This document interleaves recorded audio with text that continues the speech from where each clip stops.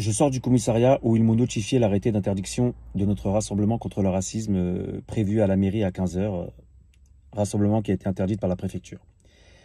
Cette interdiction, 4 heures avant le rassemblement, constitue une manœuvre qui vise à nous priver de notre droit au recours, de saisir le tribunal administratif qui ne pourra pas statuer en temps utile.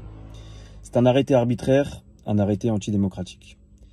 La préfète du Val-de-Marne vient au secours du maire de Villiers et croit justifier sa décision avec des arguments scandaleux et fallacieux. Madame la préfète me reproche d'organiser une mobilisation, je cite, à portée ouvertement antisémite et, je cite, un appel à la haine en raison de la religion, parce que j'ai fait un rapprochement entre Jacques-Alain Benesti et Meyer Habib. Or, j'ai fait ce rapprochement dans la mesure où, dans les médias, le député Meyer Habib, du même parti que le maire Jacques-Alain Benesti, est connu pour être quelqu'un de caricatural dans ses prises de position pro-gouvernement israélien, avec des propos extrémistes. C'est uniquement dans ce sens-là que j'ai fait le rapprochement. Madame la préfète me reproche d'avoir dénoncé l'hommage aux victimes du 7 octobre du maire qu'il a fait lors des vœux à la population, alors que ce que j'ai contesté, c'est son soutien inconditionnel aux opérations militaires menées sans discontinuité en Palestine.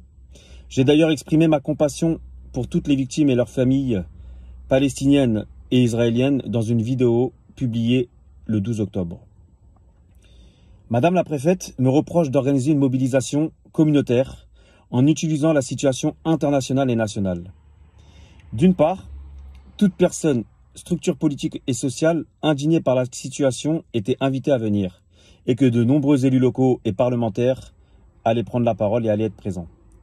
D'autre part, je rappelle que je suis un élu de la République et que ma communauté, c'est les Villérains, les Val-de-Marnais et tous ceux qui défendent les principes de droits humains et de dignité.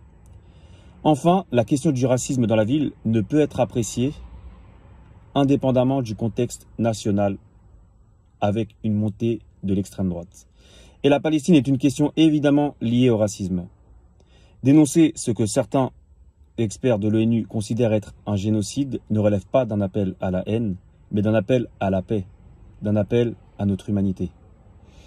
Madame la préfète, on attendait de vous que vous tireriez les oreilles de monsieur le maire face à son inertie suite à des faits graves et des propos racistes tenus par un agent public de la ville.